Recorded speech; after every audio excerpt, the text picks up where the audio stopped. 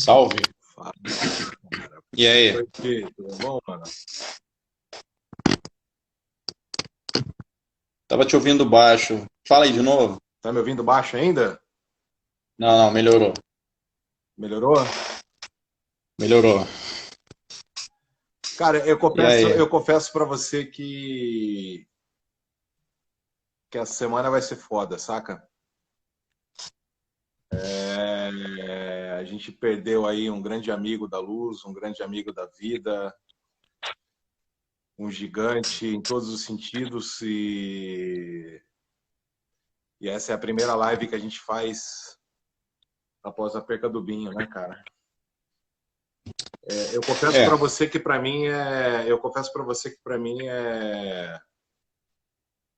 eu ainda não acredito que o cara se foi, saca? Assim, não, para mim é uma ficha que não caiu ainda, entendeu? não, com certeza. Eu assim, realmente custa a gente entender, custa a gente aceitar. É uma coisa que eu acho que talvez conforte o que faz a gente seguir, apesar de a gente estar vivendo um momento confuso, é a gente ter força e seguir fazendo luz, fazendo aquilo que a gente gosta, aquilo que a gente ama, aquilo que a gente sabe fazer. Porque com certeza é uma coisa que ele ia chegar e falar, não, seguem, sabe, façam luz, né? Então, acho que se tem uma coisa que pode confortar, acho que é isso. E com certeza, vai ficar muita lembrança, vai ficar muita saudade, e é isso, da pessoa, do profissional, do cara que sempre alto astral, que tava, enfim, pronto para ajudar de qualquer maneira, sabe? E para a gente aqui nessas lives tem um peso um pouco especial, porque, enfim, teve aquela primeira live que tu fez, que foi meio assim, sem entender, foi, como a gente fala, foi uma brincadeira. Foi uma Só que brincadeira aí. de adultos, né? É, uma brincadeira que eu digo assim, é porque não tava combinado, assim, tu resolveu fazer, chamou os amigos, a gente fez, né, entrou e tal. E aí a gente conversou e resolveu levar isso adiante, né?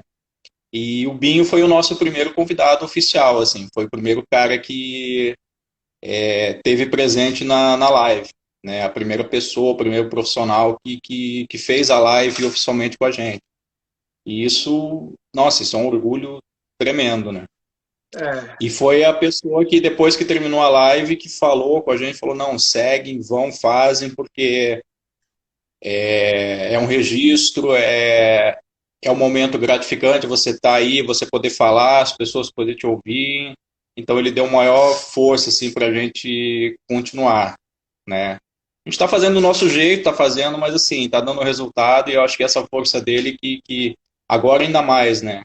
Está servindo de energia para a gente, né? De força. Então acho que o que, ó, o Nesito tá na enfim, área aí, ó, apesar. o Nesito Reis tá na área. Boa noite, Nesito. Daqui a pouco é você. Qual que é esse dia aí, hein?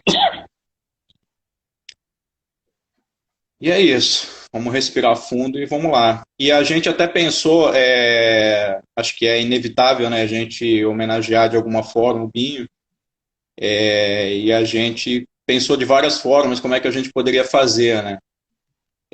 Então eu acho que nada mais justo também de a gente chamar aqui para falar, para dar uma palavra às pessoas que estiveram mais próximas dele, né? O Maneco e o Russinho, que foram as pessoas que enfim, não tem nem o que descrever, né? Que foram as pessoas que tiveram ali, os três tiveram lado a lado a vida inteira e, porra, os trabalhos, a amizade, isso é uma coisa assim, incrível de se ver, sabe? É uma coisa, é uma inveja boa, se a gente pode dizer assim, né? Então é muito, muito legal, muito gratificante. Eu acho que nada mais justo que a gente colocar essas pessoas para falar, né? Tanto que hoje a gente convidou o Russinho para dar uma palavra, amanhã a Ana Luzia, que teve com ele fazendo esses últimos shows, Betânia, e né? na live dela, que ela falou com tanto carinho, então acho que nada mais justo do que ela poder, do que ela tá falando também, né? E na quinta-feira o Maneco. Então eu acho que essa vai ser a nossa homenagem, né? Eu acho que a gente pode deixar, enfim, é isso, às vezes faltam palavras, né? É isso. Então vamos colocar o Russinho aí, que o Russinho, Bom, além de tudo, eu acho que ele, além de sócio, ele era o cara talvez mais presente na vida do Binho ali no dia a dia, né? O Maneco uhum, Kinderé também, a Ana Luzia que operou e fez esse show da Betânia, né? E eu acho que esses três profissionais são os mais adequados para falarem do Binho, né? com certeza, com certeza.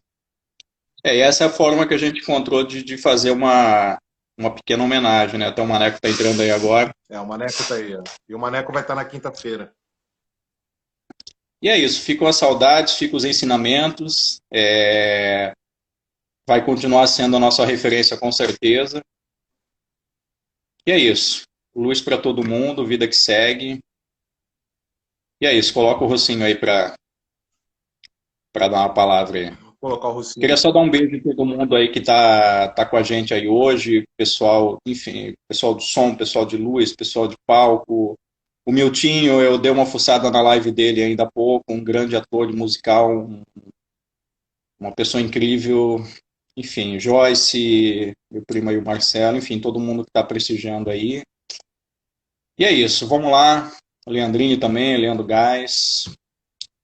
Vamos lá que tem muita coisa legal para. Beijo, Vanderlei. Então tá, coloca o Russinho aí, vamos lá.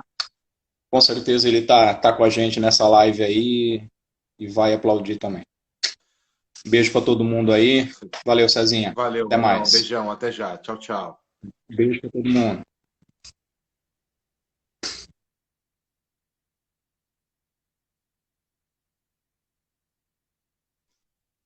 Russinho. Olá, galera. E aí, meu Boa parceiro? noite. Vocês me ouvem bem aí? E aí, tudo bem, cara? Quer dizer, Tudo certo. tudo bem não tá, né, É, dentro Russinho? do, dentro do possível, né? Tá seguindo. Eu até hoje pensei mais cedo em entrar na live no escritório, mas eu confesso que eu não tive coragem de ir no escritório essa semana. Fatalmente vai demorar uns dias para eu ter que entrar lá. Enfim, você breve, porque tem a live a seguir. A gente estava, na verdade, esperando a segunda live do Binho, né? Eu lembro que ele estava empolgado, eu falei com ele depois daquela live. Ele falou que foi uma experiência difícil, diferente, né? Você falar pela internet, mas que ele estava animado, que ele gostou e ele achava de verdade que isso ia sair um resultado muito legal. Eu lembro dele ter comentado a importância de conseguir gravar e depois vocês conseguiram gravar os outros e o do Binho talvez foi um dos poucos que não foi gravado. Tanto Enfim, é que, difícil falar.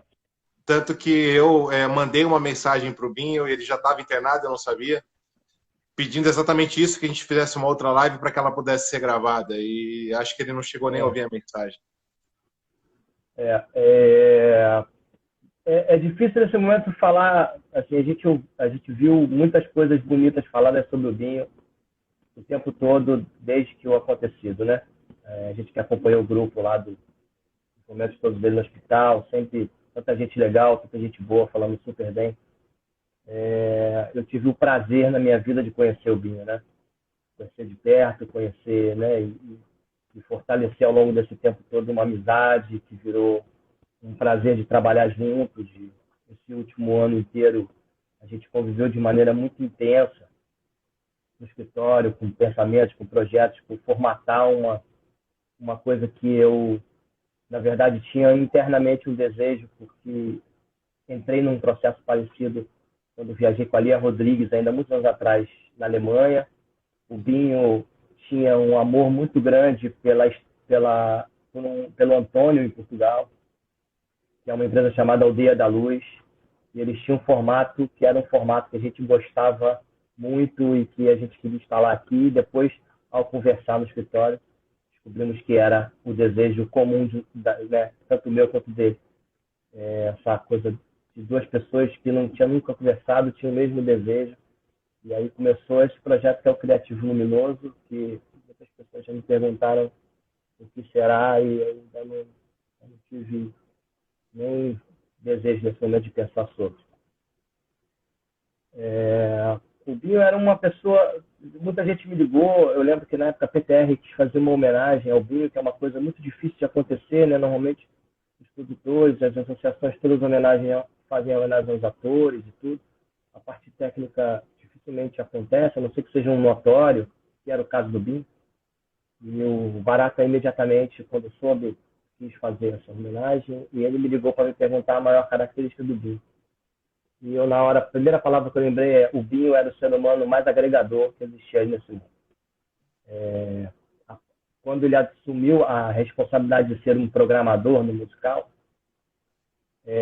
ele chegava no teatro quando o caos já estava instalado, né? O cenário já estava atrasado, os ensaios já não estavam acontecendo, não tinha mais tempo de parar para gravar luz, e ele chegava com um jeito tão carinhoso e tão tranquilo que imediatamente essa tranquilidade tomava conta das pessoas. Esse era o Binho, né? Ele conseguia transformar um caos enorme num prazer, né? Eu, quando falei com o Maneco um pouco depois, a gente lembrou disso, sim. Era muito, sempre foi, vai ser, a gente sempre vai lembrar dele como uma pessoa muito prazerosa. É muito difícil, assim, né? Você imaginar, você substitui o programador, você substitui o projetista, mas você nunca vai substituir a pessoa que era. Assim, o jeito dele é sensacional. Ontem eu me emocionei muito ao ler o texto do Djavan, que é um profissional da música que o Binho amava. O Binho era capaz de trocar qualquer turnê pelo Djavan. Ele amava a pessoa do Djavan, todo o contexto em torno, a liberdade que ele tinha para fazer o Djavan. Ele fazia com muito amor, e foi muito bonita a homenagem do Djavan que ele postou nas redes ontem. Se você puder ler, é muito bonito. Assim. Esse era o Binho, né? O Binho era uma pessoa que trabalhava o tempo todo. Eu tenho áudios do Binho às 4 horas da manhã, saindo do show, dizendo que durante o show pensou num negócio, sabe? Ele sempre muito animado, ele sempre anotava coisas no celular, e sempre que ele chegava no escritório, era uma coisa muito engraçada, né? Porque ele chegava sempre com milhões e milhões de informações. Então, é um gênio, né? Aqueles que a gente, né? Ele definiu um jeito dele de fazer, era muito bonito sempre, né? O Vesúvio é um show lindíssimo, o show do Lulu é muito bonito, tem a parceria dele com o Maneco no Chico Buarque. É maravilhosa, é uma coisa sensacional. Acho que se juntou duas pessoas que conseguiam pensar. Era muito engraçado, assim, que o Binho, ele tinha o poder de entender o outro com muita paciência. Eu acho que ele era muito aberto a entender o outro, né? O Maneco também tem esse jeito criativo no 200, ligado no 220, é tudo muito rápido. E o Binho era a pessoa que conseguia acompanhar essa velocidade, né? Sempre do jeito carinhoso, sempre do jeito querido. Era uma pessoa que estava sempre disposta a ouvir, propor. Então, era muito prazeroso assistir, né? Eu, normalmente, ficava ali, efetivamente, de plateia, vendo essa criação, tanto quando era só o Binho, quanto era os trabalhos com o Maneco. E era a troca sempre muito, muito normal, muito orgânica, assim, como se tivessem nascido. A equipe, o trio, quando trabalhava, era como se o trio tivesse nascido trabalhando junto. Era muito engraçado. Pessoas tão diferentes, e quando estavam ali no trabalho se entendiam de um jeito maravilhoso. Aí eu lembro que quando a gente fez a reunião de Dancing Days, o Maneco sempre tem aquele jeito de falar assim: eu não tenho ideia do que eu vou fazer nessa luz. E aí a gente estava lá pensando, tinha todas aquelas informações dos tuboleds, era muita informação, muito cenário, muito tudo. E aí o Maneco começou com uma brincadeira de vamos tomar um vinho para relaxar, o vinho, apaixonado por vinho. Eu sou uma pessoa que aprendi a beber vinho, porque, mesmo sendo português, pela influência do vinho, as duas primeiras coisas que nós compramos no escritório foi a churrasqueira e a dessa. A gente ganhou de presente. Então, a analogia já teve lá algumas vezes, e viu. Então, aquela reunião do Dancing Days, eu acho que foi quase uma celebração, sabe? E foi deliciosa a reunião, porque foram, sei lá, as 3 horas, a gente perdeu a hora. E foi muito bom. Essas recordações que ficam do Binho para todas as pessoas que conheceram ele. Eu acho que durante muitos anos, novas gerações, em algum momento, quando encontrarem as pessoas mais velhas, elas vão ouvir falar do Binho, porque o Binho vai ser uma história recorrente em todo lugar, isso que o Dinho Ventura tinha falado, que é difícil, até no mundo do show, você não comentar sobre coisas do Binho. Ele era uma fonte de consulta para muitos profissionais, principalmente programadores. E aí vai ser difícil dele não ser um assunto, e isso vai acabar despertando o interesse dessas pessoas em saberem quem é. Então, assim, generoso. O Binho era generoso, essa coisa de que o coração dele era maior do que ele, isso é real, né? Ele tinha todo aquele tamanho, todo aquele peso, todo aquele carinho. Ele era uma pessoa de enorme prazer de tudo. Ele amava fazer luz, ele era um pai que estava o tempo todo preocupado com a família, com a mulher, realmente um ser humano ímpar. Então, assim, eu queria deixar aqui, as pessoas que não tiveram o prazer de conhecer, tenham certeza que toda essa comoção que aconteceu, né, com esse desastre, né, a gente ter perdido ele no auge da sua vida criativa, e ele falava muito isso comigo, né, algumas vezes ele confessou, ele falou assim, eu acho que nesse momento eu estou deixando de ser o iluminador de alguém e estou virando o Binho, né? Porque era o Binho dos engenheiros, era o Binho da Ana Carolina, era o Binho, e aí depois, em algum momento, ele conseguia se transformar no Binho Schaefer. Isso era muito feliz, né? Feliz a trajetória que ele estava colhendo nesse momento. Então, enfim, é uma pessoa que não se esquecerá nunca mais. Para quem gosta de luz, para quem gosta da beleza que a luz proporciona, ele era uma pessoa que tinha a facilidade de criar quadros e pinturas e imagens lindíssimas. No momento a gente vai ter a oportunidade de ver mais sobre, mas é isso. Teve uma coisa, eu tenho aquela passagem engraçada com ele, né? Que em 2017 a gente foi indicado a um prêmio junto. E aí no dia e aí a gente começou a conversar uns dias antes e tal, e eu falei, pô, você não vem? Ele falou assim, eu acho que eu vou. E aí no dia do prêmio ele me ligou e falou, pô, irmão, eu não vou poder ir e tal, e assim, eu sei que eu não vou ganhar, mas se eu ganhar, você pega pra mim? Eu falei, óbvio. E quando anunciaram, né, o vencedor, e foi o Binho, pô, eu dei um pulo da cadeira, sabe, corri no palco para pegar.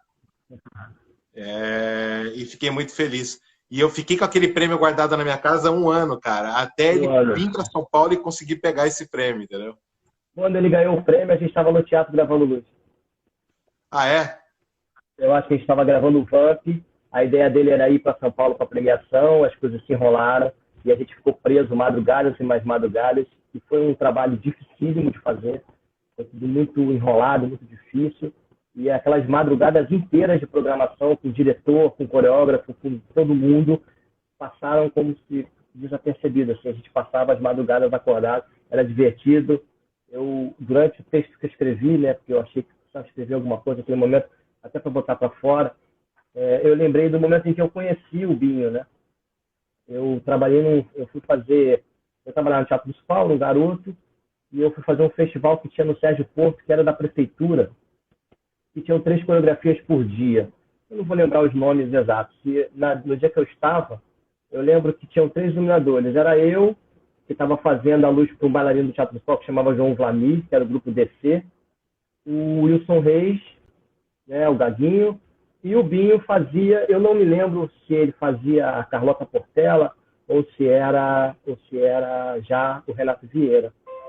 E aí todo mundo sempre fazia questão de ter o seu tempo e tal. Eu montei lá o que tinha montado, a coreografia já tinha rolado no Teatro Municipal na Morrobeira, o Wilson Reis montou dele, o Binho chegou lá já no dia seguinte de manhã, não precisava afinar nada, tinham 3 teléns na época para ele afinar. Eu lembro que um dos técnicos era o Bruno Barreto, que eu acho que era o técnico do teatro, O outro eu não lembro quem era, não sei se era o Adeilson, se era o Juca, não, agora de cabeça eu não lembro. Mas eu lembro que esse outro técnico, que não era o Bruno, falou, cara, fazer um triângulo, não era um triângulo, era uma forma esquisita, né? E tinha que recortar com telém aquele negócio. Eram 3 ângulos totalmente assimétricos, era uma coisa que o bicho sempre gostou bastante. E aí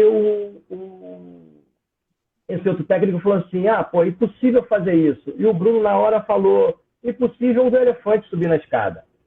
É coisa normal que a avó fala e tal. E aí o Binho estava com um caderninho dele, que ele anotava as coisas, ele puxou um escadão que tinha no site Porto, subiu na escada, afinou os 3 refletores, e aí a gente ficou meio sem reação, porque né, o Binho, né, super pesado, subiu naquela escada, afinou e tudo, e ele quando desceu falou assim, bem, provei para vocês que tem 2 coisas que não são mais impossíveis. Não é impossível de afinar esse refletor e não é possível do elefante subir na escada.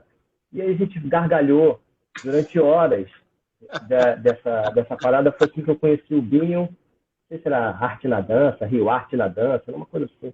Eu lembro que, inclusive, a coordenadora desse festival era a Adriana Ortiz, na época. Ela trabalhava lá coordenando para a prefeitura. É isso, gente. O Binho era essa pessoa que tinha um humor, né? Tem aquela cara sisuda, mas ele era assustador quando chegava. Você olhava, gente, quem é esse rapaz? E aí, instantaneamente, você já perdia. É muito impossível não ser apaixonado por ele. Pois cara. Eu fui paixão à primeira vista, cara. Nosso escritório é no 3º andar de uma loja enorme de planejados, né? Cada andar tem um cômodo e o andar escritório é o nosso escritório, que era do Criativo Luminoso. E em um ano e pouco que as pessoas o conheceram, ficaram tão devastadas quanto eu, todas as pessoas. Não tinham nem tanto contato, eu subia, ficava lá em cima, às vezes, um dia inteiro, 2, sozinho, sem fazer barulho, sem nada. E as meninas ficaram destruídas de tristeza por tudo. A pessoa conhece ele uma semana depois, já é completamente apaixonado. E é esse apelido sensacional do Miguel Falabella, que é o vigoroso lenhador canadense. O Miguel Falabella, na época, escreveu, inclusive, um musical com várias músicas e várias cenas de figurino. E eu acho que era uma bota, salto 15, que era o figurino que o Binho usaria no musical dele. Que era uma bota de salto 15, uma camisa quadriculada amarrada na cintura e uma calça apertadinha.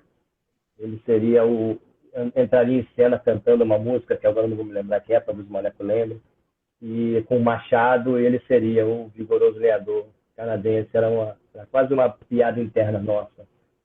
Então esse lenhador canadense foi o Falabella que apelidou ele? Foi o Miguel que chegou no Hairspray, no Gaiola. Quando eu cheguei no Gaiola, esse apelido já rolava na coxia. E aí a gente ria muito. O Binho entrava na brincadeira. O Mareco lembrando que tinha barulho de passarinhos. O Miguel desenhava cenas enormes pro Binho. E o Binho dava asa, assim, muito engraçado sempre. Ele dava asa, brincava, cantava junto com o Miguel achava sensacional. Esse era o clima da vida, para qualquer trabalho do Binho, né? Fosse trabalhar no maior caos, estava tudo errado, estava tudo com problema, ele estava no mesmo clima, era sempre... eu falei até, eu acho que tu barata isso no telefone. As pessoas acabavam depositando o Binho acabava virando em algum momento a grande solução para a tranquilidade. Ele dava o jeito dele, ele programava durante o ensaio, virava, ele fazia. A gente estreou um musical em que estava eu operando a pré-estreia, ele estava no 3D consertando as coisas, e acabava o primeiro ato, ele já tinha consertado o segundo. Muito versátil sempre. Ele sempre foi muito versátil, muito ligado a tecnologias e a criar e a estudar. Eu lembro que quando a gente chegou no escritório, ele disse que tinha que aprender a usar o Vector, porque ele queria projetar umas coisas e ele não sabia muito bem e tal, por estudar do Vector. Quando a gente já chegou no final do ano, as pessoas já ligavam de alguns lugares para perguntar como fazia determinada coisa no Vector. Então, entre uma pessoa que não sabia e uma pessoa que virou quase que um consultor do Vector, é muito rápido, assim, era uma coisa, a capacidade de aprender, os filhos são iguais, todos os dois, né? Tem a capacidade muito grande de aprender. Enfim, é, perdemos uma pessoa muito querida e ele vai estar lá onde ele estiver nesse momento cuidando da gente. Eu lembro, eu guardei a foto que você me mandou do dia seguinte, com aquela única estrelinha lá daquele pôr do sol maravilhoso.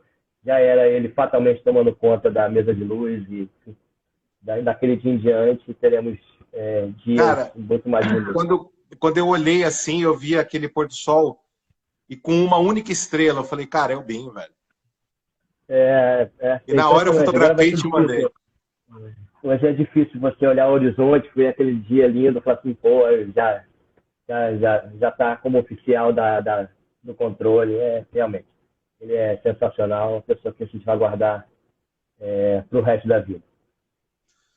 O senhor, cara, quero agradecer aí você ter entrado, você ter, enfim, ter feito essa homenagem para o Binho. Eu acho que é uma homenagem. Eu acho que é uma homenagem pequena perto do que ele merece, né? Falar do Binho é sempre um prazer, né? Enfim, muito nervoso ainda, de vez em quando fala, eu falei com o Rato hoje à tarde, a gente ainda voltou a chorar um pouco. Em algum momento é difícil de controlar, mas aos poucos a gente vai tomando as rédeas de novo das coisas e seguiremos, ele vai estar lá tomando conta da gente. Vai estar sim. O senhor, obrigado, viu, irmão? Nada, imagina, eu vou estar aqui assistindo vocês, né? Sem palavras, viu, cara? Obrigadão mesmo, viu? Fica bem aí, beijão. Um abraço, tchau. Vamos colocar agora o convidado, Denilson Marques. Vamos lá.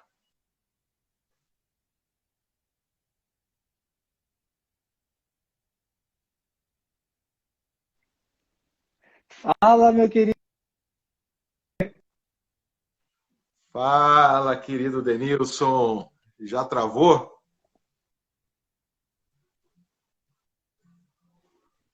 E aí, tá me ouvindo aí, velho? Tá travado. Eu não tô te Agora ouvindo, voltou. não. Tá travado seu Instagram aí. Pronto, voltou. E aí, Denilson, boa noite, tudo cara. bem? Tudo bom? Pô, Tudo que bem, prazer ter Deus, você aqui na live hoje. Cara, Essa live, é meu. as três primeiras. Essas três primeiras lives da semana, elas vão ter um teor um pouco diferente, né? Porque elas vão trazer uma homenagem ao Binho, e que foi a nossa perca aí, né? Um desastre, né, cara, que aconteceu para a Luz. E então essas próximas três elas vão ser de homenagem. E eu queria te agradecer a sua generosidade de ter aceito, explicar que esse projeto, como o Vilmar já disse, nasceu de uma brincadeira, e essa brincadeira a gente viu que ela poderia ser séria e travou aí de novo.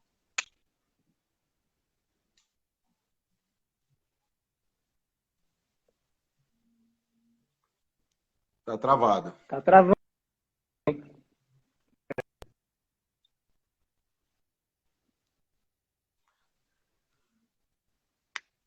Você tá no 3G ou tá no Wi-Fi?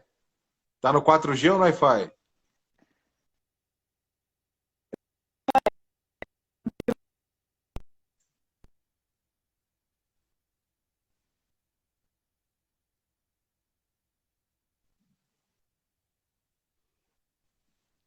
Tá travado.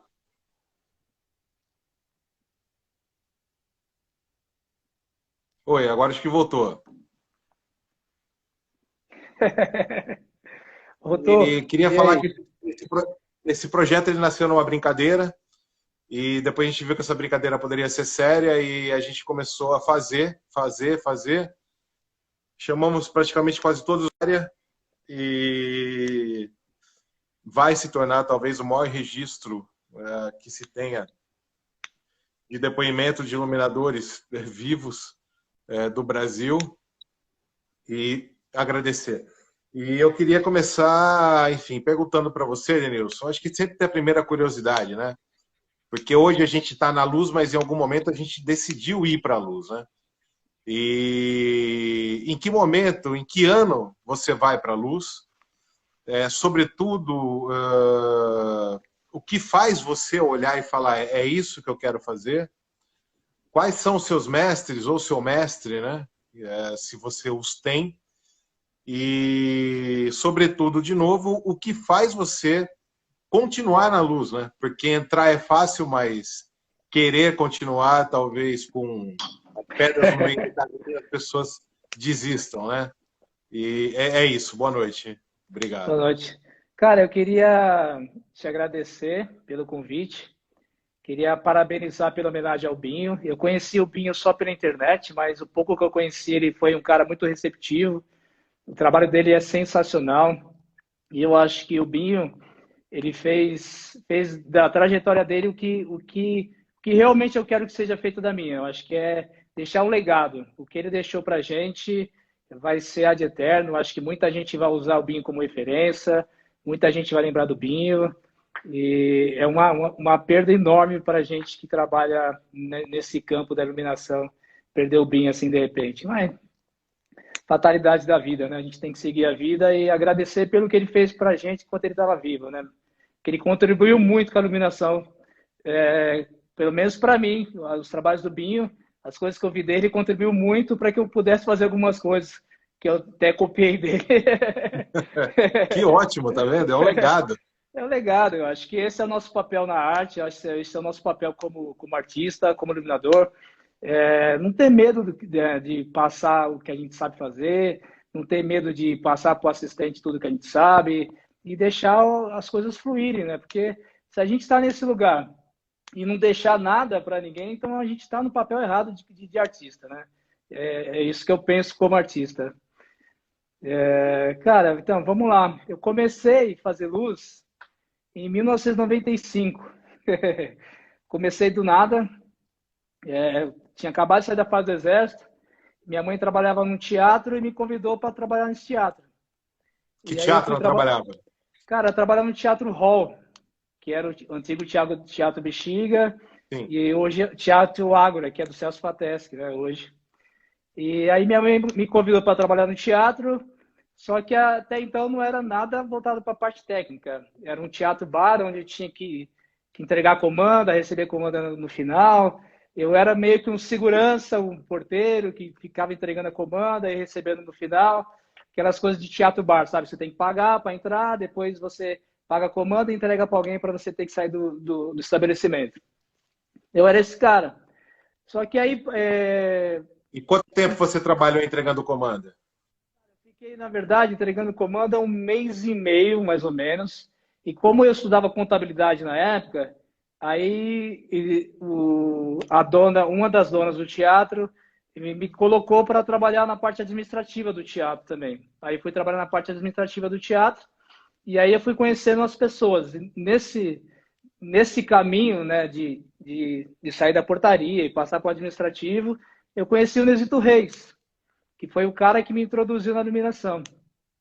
Ele chamou Sim, mas você conhece o Nesito Reis no Ágora? Cara, eu conheci o Nesito Reis lá no Hall. Até então nem imaginava que era Nesito Reis. E aí eu conheci ele no teatro. Ele me propôs fazer um estágio com ele. Eu fiz um estágio com ele de 3 meses. E aí, naquela época, né, lâmpada ímpar, mesa GCB, PABX, dimmer box de PABX, tudo analógico, né? Aquelas coisas que a gente não sabe nem por onde começar e queima a mão, enfim, aquele monte de equipamento que hoje virou museu lá no Horse, lá no Museu da Lâmpada. Aí, com 3 meses que eu estava fazendo estágio com o Nesito, ele me ensinou bastante coisa. Ele precisou viajar, foi para Minas Gerais, a cidade dele, e me deixou o teatro comigo. Falou, Denilson, eu queria que você cuidasse do teatro, eu preciso viajar, e viajou. O teatro que a gente está falando muito rotativo. Teatro Hall. No Teatro Hall. Tá. O teatro era rotativo, então as coisas aconteciam de manhã, de tarde, de noite, de madrugada. Então, fazia na média de 4, 5 luzes por dia.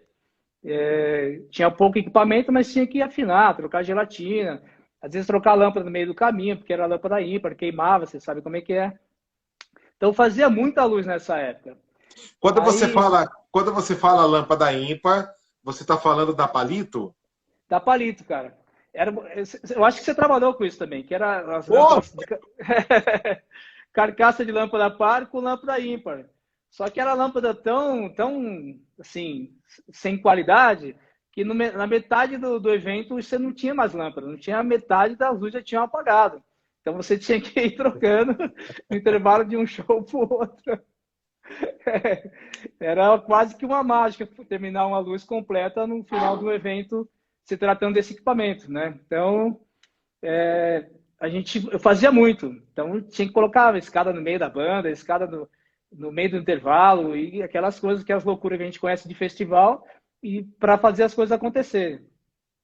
Isso em 95. Aí eu fiquei... Então, 95... peraí. Então, 95 você vai trabalhar nesse teatro e você trabalha nesse teatro como entregador de comanda. Exatamente. Aí, um mês depois, você conhece o Nesito. Isso. Mas, assim, ele simplesmente falou para você, vem aprender, ou ele perguntou se você queria, ou você demonstrou algum interesse para ele? Cara, a gente sentou na porta do teatro, ele estava fumando a palha dele, a gente sentou na porta do teatro, a gente estava trocando uma ideia, e ele perguntou se eu queria fazer luz, se eu tinha interesse. Eu falei, eu tenho, estou aqui para aprender, o que tiver que aprender no teatro eu tô afim. Moleque novo, 19, 20 anos, falei, vamos aí. E aí ele me propôs, eu fui para dentro do teatro e aí eu fazia as duas coisas. Eu fazia o administrativo durante a semana, durante o dia, e à noite eu fazia a parte técnica, tanto a luz quanto o som, né? Porque a gente é de uma época que tinha que fazer as duas coisas, né? Então não dava para você só fazer luz ou só fazer som. Você tinha que se adequar ao que tinha que fazer. E era muito louco. E aí eu fui fazendo, em 95. E aí, em 97, né, fui fazendo, aí comecei a desenvolver alguns projetos pequenos. Em 97, eu fui indicado para a Petesp, uma luz que eu fiz no hall, com o Abel na PASC. E aí eu fui indicado para a Petesp, eu falei, nossa, é isso, né? Legal fazer. As pessoas reconhecem o que a gente está fazendo. Eu acho que eu vou tocar isso, né? Pensei comigo. Só que, até então, eu estava fazendo luz sem ter total conhecimento do que eu estava fazendo. Era só a prática e aquilo que o Nesito tinha me ensinado. E aí me despertou uma curiosidade de aprender mais. Como é que os caras conseguem fazer isso? Como é que os caras conseguem fazer aquilo? Né? Qual é o fundamento disso? Eu tentei buscar o máximo de informação possível para que eu fizesse aquilo com propriedade, né? Você ficou quantos anos no Teatro Hall? Cara, eu fiquei no Teatro Hall 7 anos, mas aí foi intercalado, né? Não fiquei 7 anos direto. Tá. Eu fiquei 5 anos no Teatro Hall, aí eu saí do Teatro Hall, fui trabalhar numa multinacional. Durante o dia eu trabalhava na multinacional como financeiro, e à noite eu continuava fazendo teatro. Então eu nunca parei de fazer teatro. Desde quando eu comecei, eu nunca parei. Eu tive esse insert, né, esse start no próprio Hall. Uma vez eu estava fazendo assim, aquela loucura de festival, muita coisa acontecendo. E quando terminou tudo, eu parei assim no teatro, eu que fechava o teatro, eu que abria, parei no teatro e comecei a desligar as luzes. E aí vem aquela reverberação de tudo que tinha acontecido. Eu falei, cara, tudo que aconteceu hoje no teatro passou pela minha mão. É isso que eu quero fazer para minha vida. E aí até então eu comecei a me inquietar, né, com aquilo que eu estava fazendo, para que eu fizesse de uma forma mais eficaz, né, com mais propriedade. Aí surgiu, o Nesito me convidou, o velho Nesito, para fazer o CPT, lá no Sesc. Do Antunes. Lá do Antunes, que era com o David Brito. O David Brito, que era um dos cabeças desse CPT de iluminação. E aí eu fui fazer esse curso lá, que era com o Davi, o Wagner Pinto, era um dos professores, o Amil Saraiva, o Beato, o próprio Nesito. E foi um curso bem legal, assim, foi um divisor de águas, porque eu conheci bastante gente. Era um curso muito bom, né? Para a época era um curso muito bom. A gente desenvolveu bastante coisa nesse curso. Que E ano aí que esse foi? Que ano que foi, você nove- passou pelo CPT? foi em 97, cara. Foi em 97 que eu Tá. passei pelo CPT. E aí era eu, Fabinho Rett, a, a japonesa, como é que ela chama? Esqueci o nome dela, vou lembrar daqui a pouco. Eu sei quem é, mas eu não lembro também. A Sueli, a Sueli, Sueli. o Fabio Isso. Rett, uma galera, o Robson Bessa, tinha uma galera bem legal que hoje está aí fazendo luz, que saiu desse CPT. Então era um curso onde tava a possibilidade de muita gente virar profissional da área, né? Porque quase não tinha curso naquela época, né? Tinha oficinas pequenas e o curso mais que atendia mais o campo, assim, que dava uma ênfase maior para a iluminação, era esse curso do CPT. Aí eu fiz ele em 97. Aí, junto com o curso, eu recebi um convite do Didio Deliberato, para trabalhar no Teatro Escola Macunaíma. Não sei se você conhece o Teatro Escola Macunaíma. E o Teatro Escola Macunaíma, cara, é uma escola mesmo, assim, né, de ator, é uma escola voltada para ator, mas é uma escola para quem trabalha lá. Porque eles fazem uma espécie de um festival a cada 6 meses de todas as peças que eles estudaram durante os 6 meses. Então, é uma média de 30 a 40 peças para acontecer em 1 mês e meio, 2 meses. Então, você tem que fazer muita luz em pouquíssimo tempo. Muita luz com pouco equipamento, né? Cara, até equipamento, quantidade de equipamento, pouco equipamento, muito equipamento, não é uma coisa que me incomoda. O que me incomoda é o Não, tempo que eu você digo tem. pelo volume de espetáculo. Eu não estou dizendo a quantidade para cada espetáculo, mas o volume de espetáculo para a quantidade de equipamentos que tinha, né? A gente tenta diminuir, né, o uso em cada trabalho o menos possível. A gente tenta fazer com que o diretor use o menos possível para que a gente consiga fazer uma luz que consiga atender o máximo de propostas possíveis. Mas como a gente está falando de arte, é muito difícil isso, né? Você não consegue poldar arte, não é nosso papel poldar arte no diretor ou de um artista. A gente é idealizador de sonhos, então a gente tem que tentar fazer o máximo possível para que o sonho do cara se torne realidade. Esse é o nosso papel como iluminador, né? Mas é, uma, Sim, é, um, cara. mas é um lugar muito legal, assim, porque você faz uma luz a cada 3 dias. Então, a cada 3 dias você tem que fazer um projeto. Às vezes o diretor sabe o que quer, às vezes ele não sabe o que quer. Então, você acaba aprendendo com isso, né? Tendo que desenvolver projetos toda hora, num time muito rápido, e tem que dar certo. Não existe a possibilidade de dar errado. É como se fosse um festival. Você tem aquele tempo, aquele dia, aquele ensaio e tem que dar certo. E eu aprendi muito lá, aprendi bastante lá. Você ficou quanto tempo lá? Cara, eu tô no Macunaíma até hoje. Até Até hoje? hoje, até hoje. Eu sou o mentor-chefe lá, eu que coordeno toda a equipe do teatro, eu que desenvolvo os projetos do teatro. Hoje nós temos 6 teatros lá, eu que cuido dos teatros, manutenção, logística, se precisar alterar o projeto, tudo eu que faço lá. Estou lá até hoje, isso faz mais de 20 anos, né? Mas Uma você parceria também está bem... na USP, não? Na EAD, na Isso. EAD na ECA, isso, estou lá, cara. Eu tento. A gente que é artista, a gente vai para onde a arte nos chama, né? Eu acho que não dá para você ficar se poldando ou tentando ter um lugar fixo de trabalho. Não existe essa possibilidade. Você tem seu Porto Seguro. Porto Seguro é a Universidade de São Paulo. Né? Eu sou servidor lá, sou lá desde 2003. E paralelo à universidade, eu consigo fazer os projetos fora,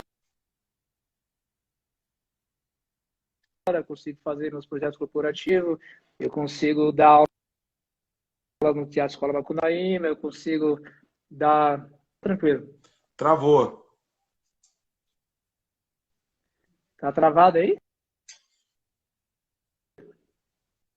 Agora parece que voltou.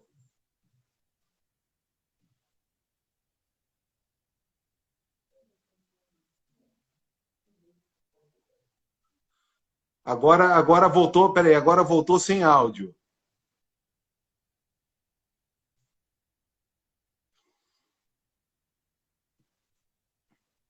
Voltou sem áudio.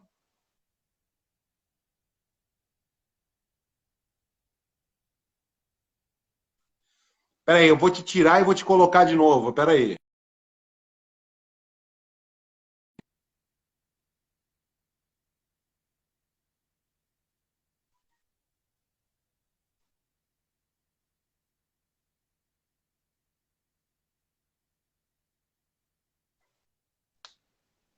Pronto.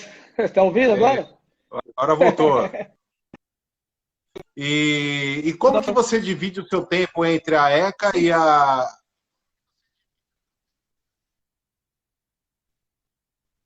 Travou de novo. Oi. Fala Pode aí. falar que eu tô te ouvindo agora. Tô te ouvindo. E como que você divide o seu Pronto, tô tempo te com o ouvindo. Macunaíma e com a ECA? Cara, eu tenho 40 horas semanais para prestar serviço na Universidade de São Paulo. Eu trabalho lá, teoricamente, de tarde para a noite, né, do vespertino para o noturno. E no Macunaíma eu consigo delegar, né, como eu tenho uma equipe de trabalho, eu consigo delegar no período da manhã, né, eu consigo passar no teatro, delegar as coisas que eu tenho que delegar, deixo a minha equipe lá e vou para a USP. E aí, se precisar, eu volto lá para prestar algum socorro, apagar algum incêndio nesse sentido. É Entendi. dessa forma, é dessa forma que eu consigo dividir meu tempo, trabalhando com gente. Não dá para fazer tudo sozinho, né? E, ô Denilson, e como que você divide esse tempo todo ainda cria luz, cara? Meus assistentes perguntam se eu durmo, se eu como, se eu vivo. Cara, eu acho que assim, quando você faz o que você ama, não tem tempo de trabalho, né? Tem tempo de dedicação. Então, é, assim, eu divido com os amigos, com a família, com os meus filhos, assim. Eu trago a planta para casa, jogo na mesa enquanto a gente está trocando ideia. Eu estou desenvolvendo, estou pensando, de madrugada eu estou escrevendo. E às vezes, quando eu estou na universidade, eu tenho um tempo livre, consigo desenhar, consigo desenvolver. Eu acho que você que administra seu tempo, né? A gente tem 24 horas por dia, teoricamente, para viver. Então, você administra o seu tempo de acordo com as suas prioridades, né? Assim, o que eu tenho para fazer daqui meia hora? Tá, então, daqui meia hora eu vou brincar com meu filho, sei lá, daqui meia hora eu preciso comer. Tá, então, antes dessa meia hora, o que eu preciso fazer? Tá, vou ler um livro, eu vou desenvolver esse projeto. Eu acho que tem que administrar o máximo possível o seu tempo, fazendo o que você gosta, você nem sente. Às vezes eu trabalho 14, 18. Você, como eu, assim, já passamos dias e semanas sem dormir, desenvolvendo projetos.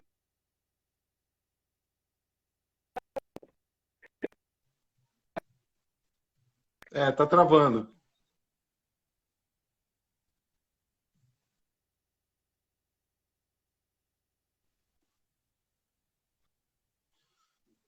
Tá travando. Travando. Voltou. Oi, Oi, tô te ouvindo.